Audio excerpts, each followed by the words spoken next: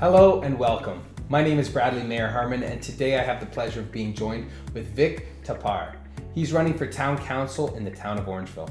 Thanks for being here today, Vic. Thanks, Brad, for having me here. Thank you.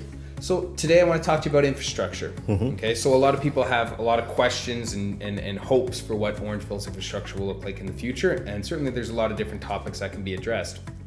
So what would you focus on when it comes to infrastructure and why, and how would you go about paying for it?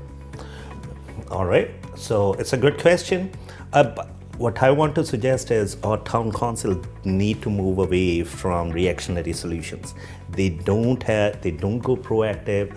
What I feel like is if we are going proactive, as I mentioned in my previous videos as well, we can budget our expenses, right? And that's absolutely going to save some money, right? And our town council is right now planning to grow more and more residential area rather than bringing the industrial area, which I believe is going to increase the revenue, right? But so to address this issue, I'll just give an example. Our sewer plant is not even big enough to hold what waste for what people we already have in town, right? But still they're planning to grow more residential area, which I personally think is if we bring more industry, that's going to help to increase our revenue in town.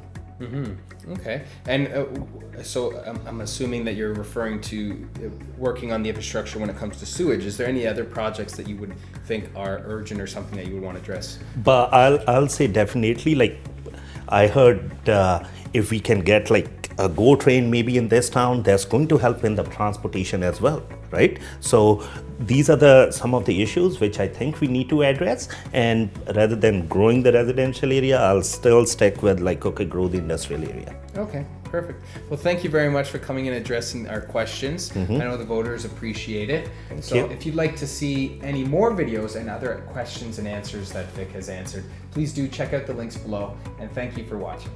Thank you.